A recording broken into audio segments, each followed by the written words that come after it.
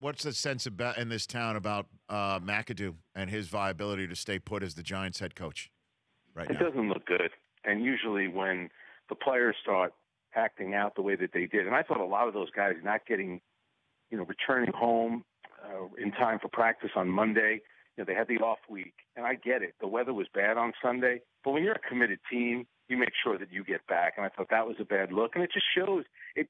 All it does is lead to the idea that the head coach is not in charge. And when you add the losses to it, it's just a bad look all the way around. I would have to think, unless something dramatic happens, I would have to think that they're going to seriously consider making a coaching change at the end of the season. Well, who would that be? Do you think that there's a short list in John Mara, Steve Tisch, or is Jerry Reese? I don't even know if he'd be the one that would be to decide such a thing. I think that's the first thing that would probably happen. Is Jerry Reese going to be the guy that makes the choice? I wouldn't mind going with your guy. That would be the first phone call I would make. Who, your guy at Harbaugh? Michigan.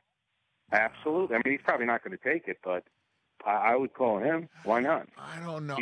I don't know if honestly, I don't. That's such a a topic that everybody always has in the front of their mind. I mean, Harbaugh is making a nice chunk of change, sitting there with his dad living next door, and his kids growing up just like he did, watching dad coach the Michigan Wolverines.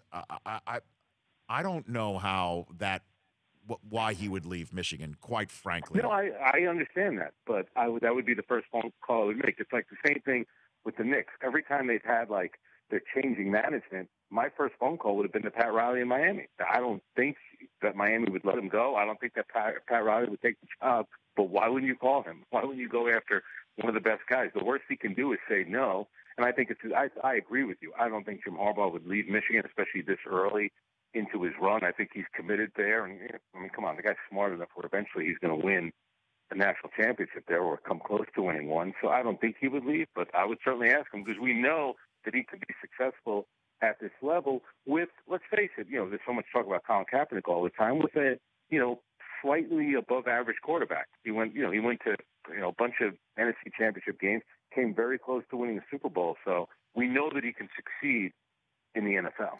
Frank Isola, the Daily News here on the Rich Eisen Show. My first call, and again, this is not a Michigan thing here, okay, where I'm like, keep your hands off of my coach. Because if Harbaugh wants to leave at some point and he's got a shot, then then go with God. If you don't want to stay, then go. But I don't think he's that guy, and I don't want to see him go.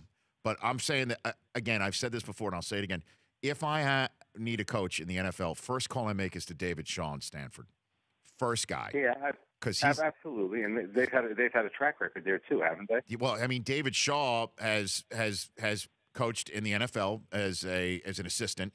And he's just the face of a franchise that I'd want to put out there. He is that guy. Yeah.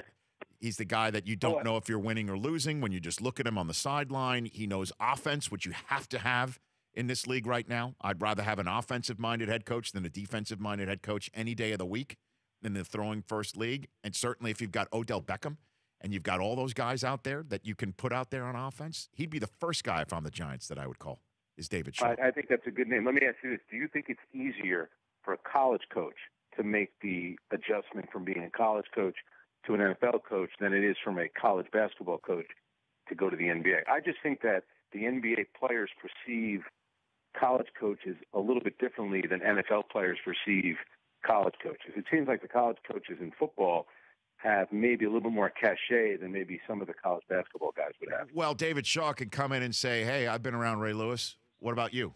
You know what I mean? So he's got that in his again, I don't want to poach Stanford's coach to all the Stanford listeners out there. But again, if I would, but in the same way, though, that Harbaugh's kids are in Ann Arbor, dad lives next door. I mean, David Shaw's family is ensconced in Palo Alto. It would take quite a bunch of good stuff to try and get him out of there. But, and I would think for a lot of these guys, like the jobs you're talking about, like Shaw at Stanford, Jim Harbaugh at Michigan, the one thing about the Giants job, if you're a coach, you look at ownership, number one, and you know that the ownership in New York is very stable. They have a winning tradition there. They have very good players. They're always going to be committed to winning all the time. They have a great fan base, and obviously it's in New York and all that other stuff. So that, to me, regardless of the fact that the Giants are terrible this year, and their record is terrible, I should say, I still think most people would view it as a plum job. For more Rich Eisen Show, tune to Audience Channel 239 on DirecTV or download the Rich Eisen Show app.